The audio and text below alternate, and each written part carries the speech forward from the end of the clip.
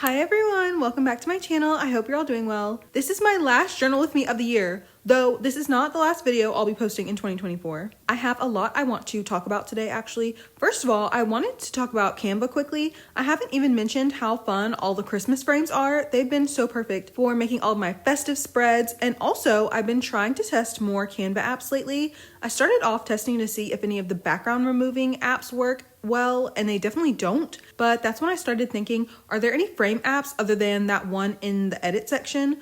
I'm so happy I found the one that has the clover frame. My favorite shapes are stars, of course, hearts, and clovers. So I'm definitely going to have to look around and test more. The only Canva apps I'd ever really used were some of the typography ones. A lot of them are kind of just bad AI apps, but I'm hoping there's some more gems in there because anything that helps out digital journaling, right? I also really like the app called Choppy Crop, which I'm going to be using in this spread for Shohei's birthday. I think I've had the items for this spread picked out, by the way, for like 2 months now. Actually, I think it was September. Wow, so literally 3 months. Anyway, the reason I like the Choppy Crop app is because sometimes on sticker sheets, the images are too close together, and this completely solves that issue. So I'm glad I found it too. Also, the frames I'm using this spread are from Twitter. I think I retweeted them like a long time ago, like months ago. So I will find the link to that tweet and leave it in the description box. The person that made them sells really cute stationery actually. I should talk about the birthday boy, Shohei, the idol you are.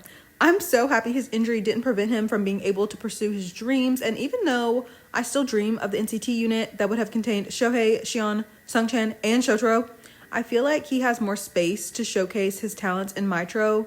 Like, NCT already has so many amazing vocalists, NCT already has so many amazing dancers, but in Mitro, Shohei is main dancer, main rapper, visual, face of the group. Like, that's what I think anyway. I don't know if they'll have positions or not since everyone is a vocalist. Also, can someone please get Shohei doing dance challenges? Mitro's social media presence is lacking a little for sure. Also, speaking of dance challenges, Xion, NCT Wish stays posting TikToks about Xion. Oh my god, he is so talented. Also, why is he Jaehyun's mini-me? When he and Yushi did the smoke choreography, people in the comments were like, that's Jung Jaehyun. Oh my god, seeing Jaehyun in his military uniform and the Jung you-know embroidered on it, oh my god, are people calling him Yuno? Oh my god, I just can't even imagine what he's up to. Like, what does he do? The Jaehyun I know would be sipping an Americano somewhere listening to Lofi's new Christmas album, but what is soldier Jung Yuno doing? I have no idea. Anyway, I'm done talking about K-pop. This video is going to be one of those where I kind of just talk freely while I'm making my spreads instead of splitting it up. Oh, and I forgot to say that I rewatched Twilight. I colored in a little bear on my movie tracker, but I just didn't feel like making a spread about it.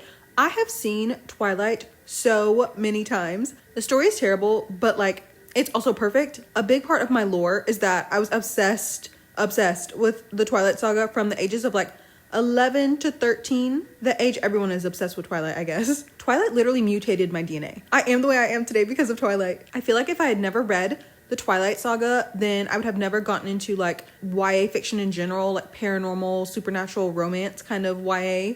And that means I never would have grown up loving vampires. And that means I would be an adult who had no particular love for vampire media, and that means I would have never seen Interview with the Vampire, the TV series, or Red Fangs. I can't even imagine a Sheree who does not love vampires. So making a spread about something I used to have memorized word for word seemed useless. I'm gonna start dressing like Bella Swan in 2025 though. I don't know. Somebody should be arrested for Rosalie's wardrobe. The trend in the late 2000s to like mid 2010s of dressing teenage girl characters like they have to be at their Christian indie rock band rehearsal right after their 9-to-5 job at a bank is so criminal. Hannah Marin Core. Oh, also, I finally finished reading season 1 of both Happy Merry Ending and One Room TA.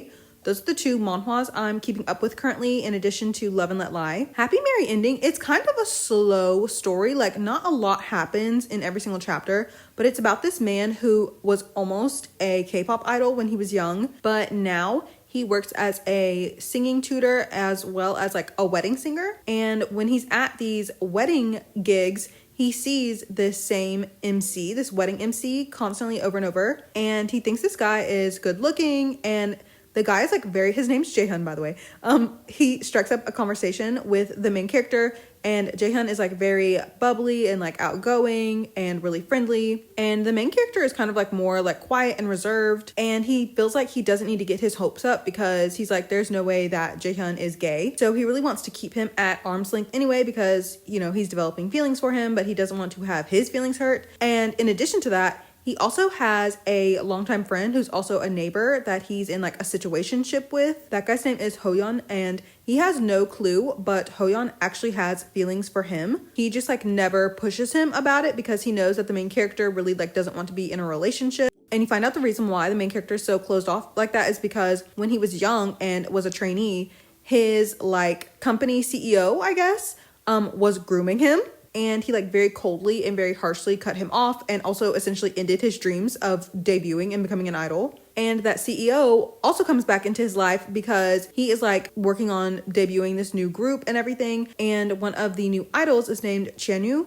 And the main character doesn't know it at first, but his old CEO specifically sends Chanyu to him to get vocal lessons because he basically just wants to mess with him again. He's weird and petty like that. And it also seems like Chanyu begins to develop a crush on the main character. So that's kind of all of the playing pieces. That's kind of season 1 in a nutshell. Like, not that much happens. The end of season 1 is like very dramatic, but it's really more of a story that just kind of explores the characters. We're getting to see them at, you know, their worst basically. And I've also started season 2 and it seems like there's more characters kind of coming in. Like, of course, like I kind of feel like the end game is going to be the main character and Jaehyun, but I'm guessing like, you know, side characters are coming in so that like everybody kind of has a happy ending. I like it. I think it's a good story. I don't know if I'm like waiting at the edge of my seat every single week. I'm not, but I do really enjoy it. It's by the same author as Halloween is Nothing Special, which I talked about before. I just love their art style. I think it's so unique. Actually, I feel like if this story were like drawn in like, I don't know, kind of like a way like The Pizza Delivery Man and The Gold Palace, something like that, I feel like it would be a much more famous manhwa. But anyway, the other manhwa that I finished, One Room TA, it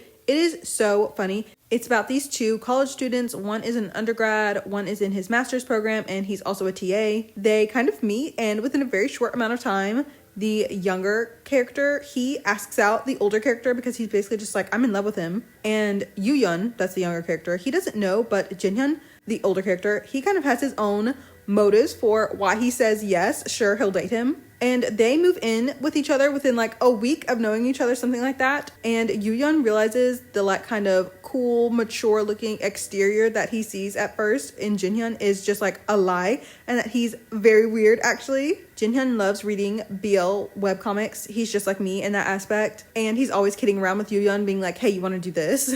And every single chapter like reveals more about each of their personalities, especially Jinhyun, and you see the way their relationship deepens and how both of them care about one another. It is so wholesome. I thought it would just be a silly story, but it's really so much more than that.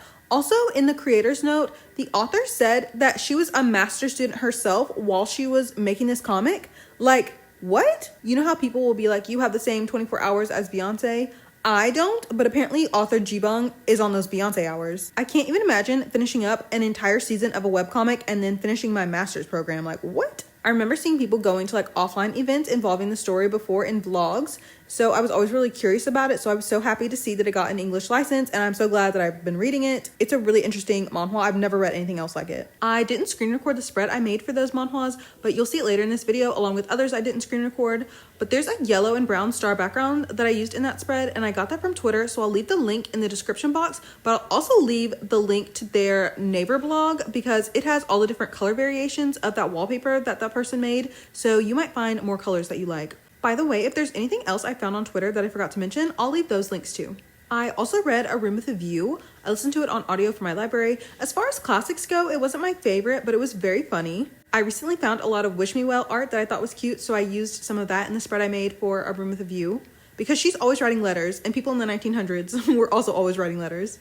Speaking of reading, I think I've read 81 books total this year. I can't remember the number right now, but I read 11 novels, which is one short of my goal, but that's okay because I almost made it. My channel makes it seem like I only read BL, which is true, but also I start so many books during any given year, but if I don't finish them, they don't end up in my journal, of course. I usually read general fiction, literary fiction, but I like most genres, anything but romance or romantasy or really high fantasy in general. That sounds crazy coming from me, right? I cannot stand romance novels though. It's hard to take recommendations about popular books.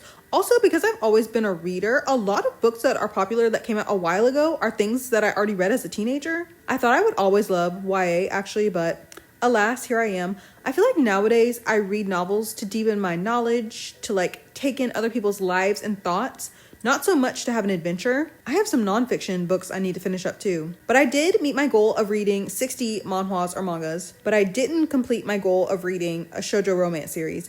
In hindsight, that was too big of a goal, especially because a lot of the series I tried out and liked are still ongoing. If I had tried harder with my time management skills, I definitely could have finished Operation True Love Season 1 this year though. But that's okay. I'm not huge into goals or resolutions in general, really. So to me, it's more like a little fun challenge, not so much like these are my goals, I'm going to do everything I can to reach them. All of my 2025 goal spreads will be in a different video, but since it's the end of the year, I had some wrap-up spreads I wanted to make, and I really wanted to make a spread about manga releases I'm excited for next year. I already told you about my superpower, how mangas I love end up translated. I think I'm the most excited for Happy of the End Volume 3. Also, the manga I mentioned before that I saw the cover of and knew I wanted to read is called Love on the Horizon. I still don't know what it's about, but I will be reading it in 2025. I also rewatched Ice Princess, but again, I didn't make a spread because it's not like I sat down with the intention to really pay attention to it. It's just free on YouTube right now, so I was watching it in the background as I was doing some digital coloring. Oh, speaking of coloring, my best friend got me such a thoughtful holiday gift. She loves Christmas. It's her favorite. She loves giving gifts. And this year, she secretly dropped off a present at my house like a little elf. She got me so many things, including a coloring book. She said she got me the same one that she has. It's the Cozy Spaces one by Coco Wio? I don't know. It's so cute. Also, my digital coloring challenge kind of failed. I need to go on a ban from pinning coloring pages because my list of color just gets longer and longer. I made a Notion page with the months sectioned off to categorize what I want to color in which month. It's so serious for me. She also got me a Hello Kitty baby Bagoo for like 6 or 7 years, way before Bagoo got so popular. I have always wanted that print that's like a smiley face that looks like a plastic bag you get at like a convenience store. And I still can't justify the price to this day. And then when Bagoo bags got so popular, the resale prices went up like crazy. So I was like, well, I guess I'll never have one. And now I have a Hello Kitty one. Like, I love it so much, I don't even want to use it. You know, like it's too precious. I don't even think my best friend knows that I've always wanted a Bagoo bag, just that I love Sanrio. She's like a trend kind of person. Like whatever's trending amongst normal girls, she usually also participates in. I say normal girls, like what am I? But anyway, I got the nicest gift. She is a saint. This year has been so interesting. I really never expected for my YouTube channel to have so many people watching it. Oh, I also wanted to say thank you so much for 4,000 subscribers, over 4,000 subscribers now, of course. I never imagined that there would be anyone interested in my channel, but I'm so happy to have each and every single one of you with me. I feel like I finished up so quickly with all of these spreads, but that means for the last time this year, let's go put all the spreads I made into my digital journals. Like I said, this is not my last video of the year, so I won't say any parting words for 2024 just yet. I did want to talk about though, I'm not sure what I'm going to do about my digital journals. By that, I mean, I'm not sure if I should delete all of my spreads and start fresh or what. Typically, I wouldn't do that. I would just kind of keep everything together. However, if you don't pay for the paper app, which I don't, you can't save any of your journals on your iCloud. So having everything saved to my iPad, which as you know, is running out of space, that is not ideal. So I'm not sure. Right now, it's still under a gigabyte of space, but I feel like it's only a matter of time before it does go over a gigabyte of space. I keep all of my journal spreads that I make in Canva. Like I don't delete any of my projects once I'm done with them. I'll also probably save all of the images and like put them in a Google Drive folder or something as well, just to have an extra backup of everything. But for right now, I'm keeping all of my journals intact. I'm just thinking in the future, next year, I might at some point in the year, I might have to delete all of my 2024 spreads and just leave room for 2025. So if you do have an Apple device and you are thinking of downloading paper, or you've already done that and you don't want to pay for the pro version, as I definitely don't want to. It is something to think about. It will be taking up some space on your device. Thank you so much for watching today's video. I hope you had fun. I certainly always have fun. Everything I used in today's spreads will be in my Pinterest board, which is linked in the description box, along with my stationery journal kits and my other social media accounts. If you have any questions, please let me know. I'll be happy to answer them. Also, if you have any manga recommendations that should be on my radar for 2025, let me know those too. I hope you're finishing up your year well. And also, if you're planning on starting a journal next year, whether it be a physical journal or a digital journal, I wish you a lot of luck in that. And I will be back with my next video very soon. So I'll see you in the next one. Bye, everyone.